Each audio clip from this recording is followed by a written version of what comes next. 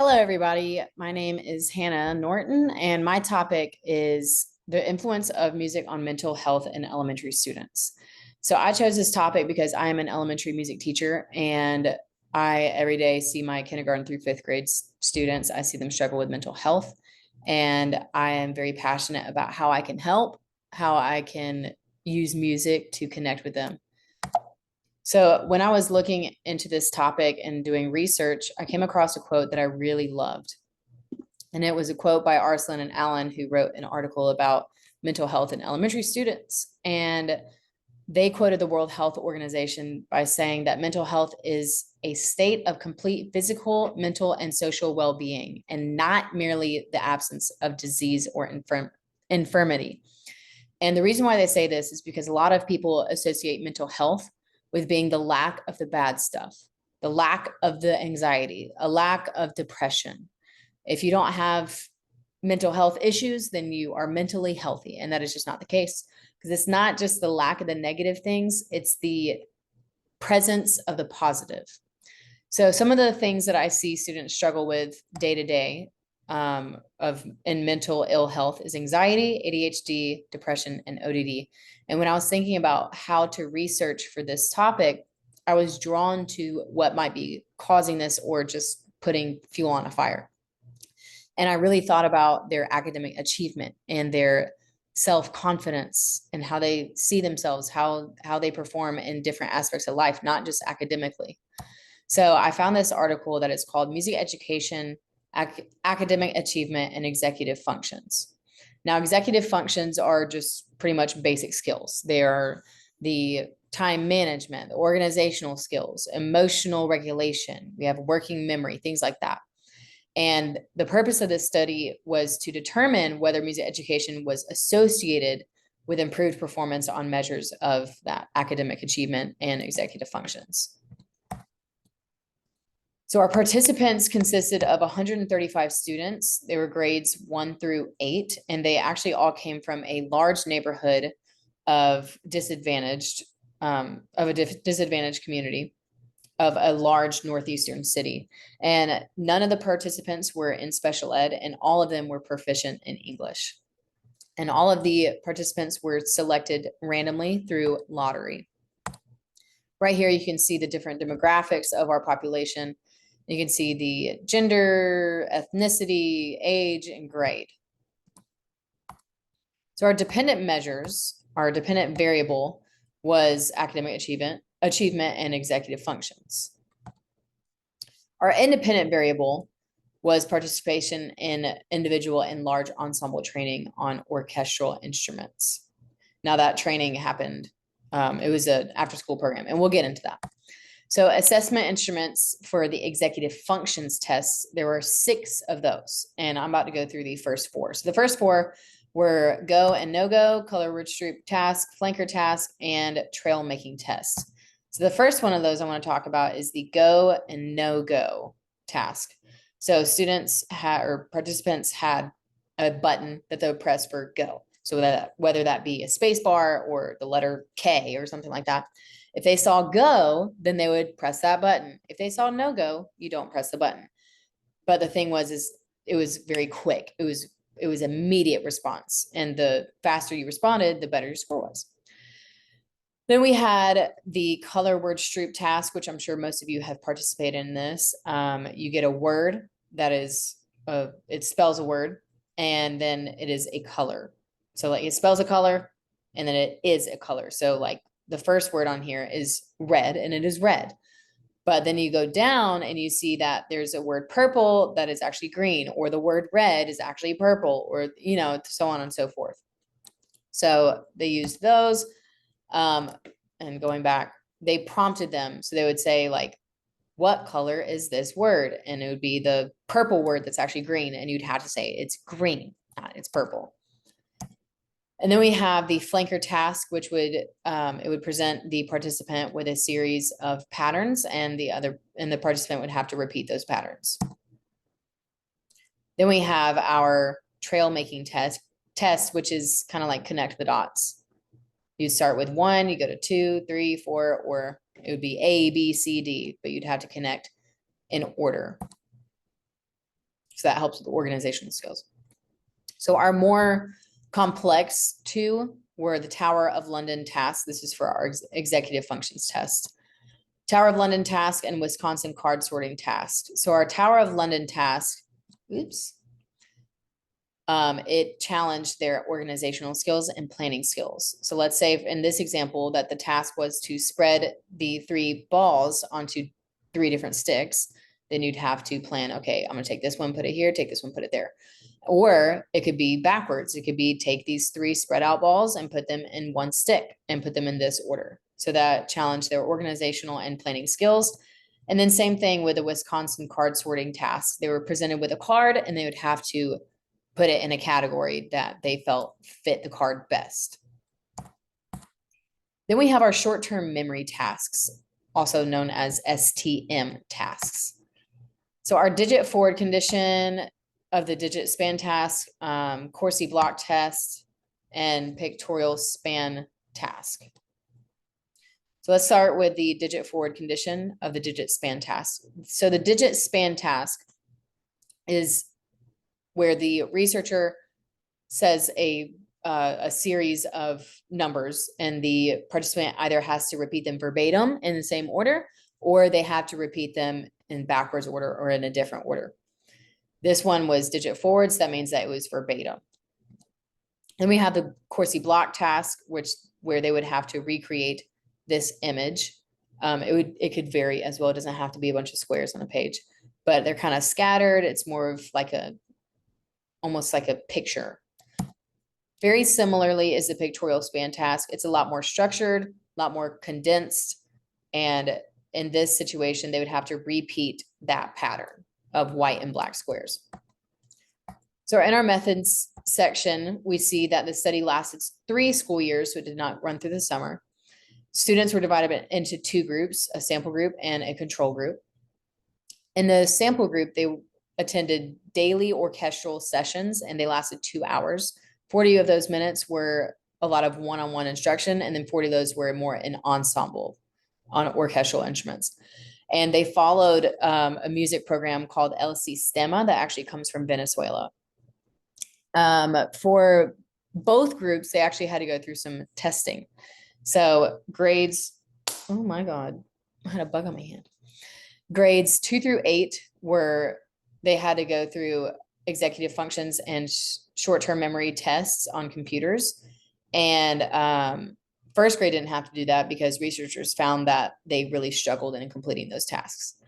Then you had grades 2 through 8 again. They had year-end and trimester grades in ELA and math with their primary teachers.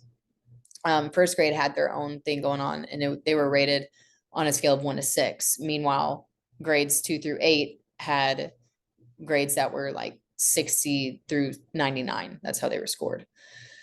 Then you have our standardized testing that happens towards the end of the school year, and that is grades 1 through 7. So 8th grade does not have to take them. And first grade has only reading and math, while 2nd through 7th grades have reading, math, and language arts. And those grading scales are from 450 to 850. And right here, you can see pretty much a spread of testing times or times of the school year. So at the beginning, they have executive function measures, and at the end, they have executive functioning measures.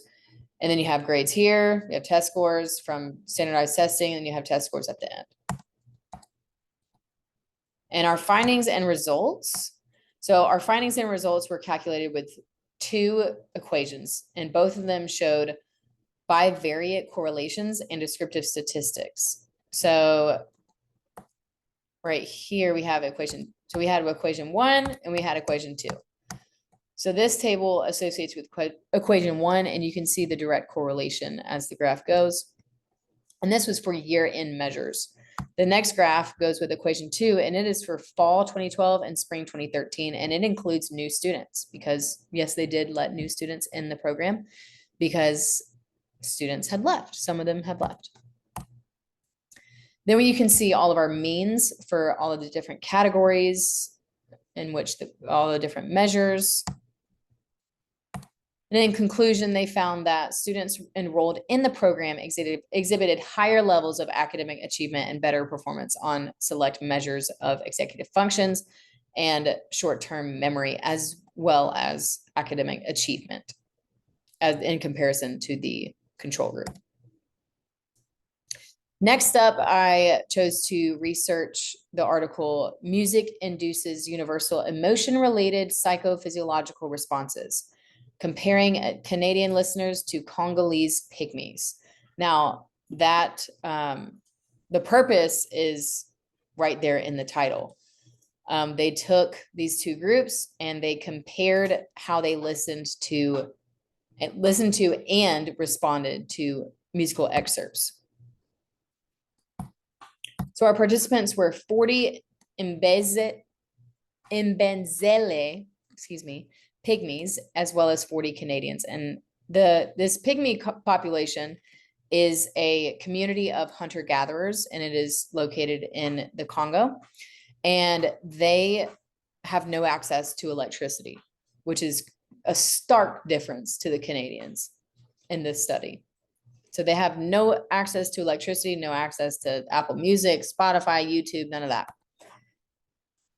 So our dependent measures were subjective and psychophysiological responses of participants. So the subjective ones were more of emotional response, or emotional response. We'll go with that. And then independent variable were those listening excerpts, and there were 19 of them. So our assessment instruments were an iPod Touch, where they use a two-dimensional emotion space, and our biosensors, where we use a ProComp Infinity unit to measure heart rate, breathing rate, perspiration, all of those biological factors. Right here, we see our two-dimension emotion space, and this will be coming back, but I just wanted to point out that on the x-axis, we have valence, valence, which we have a smiley face on the far right and then a frowny face on the far left. And that shows positivity and negativity.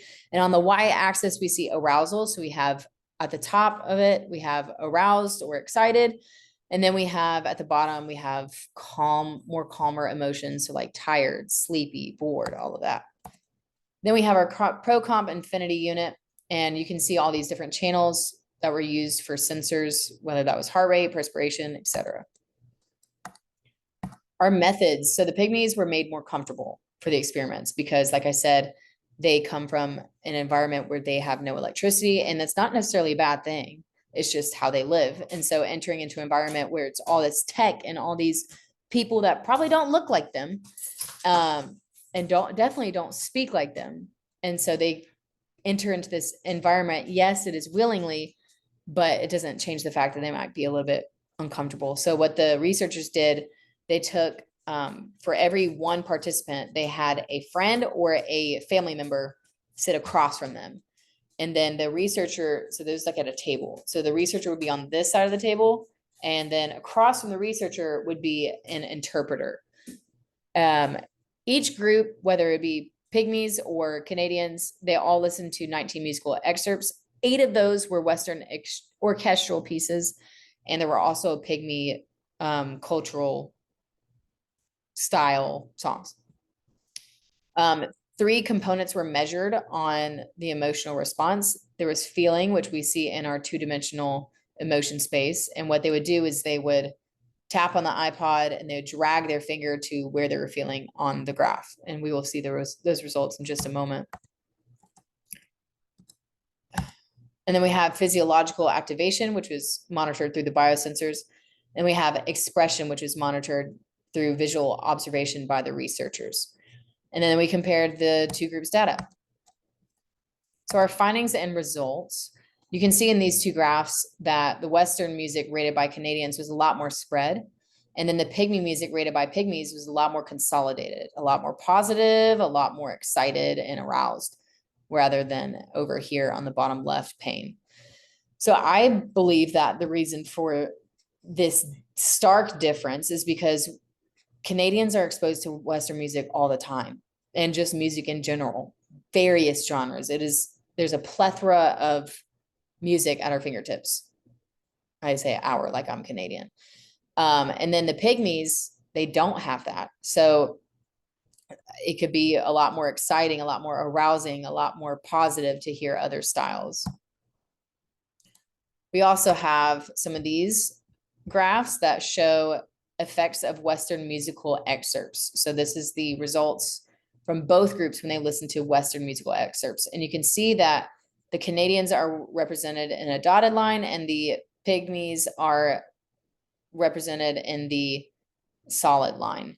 We see some correlation in this, but we also more so notice that the Canadians had a stronger response to the Western music.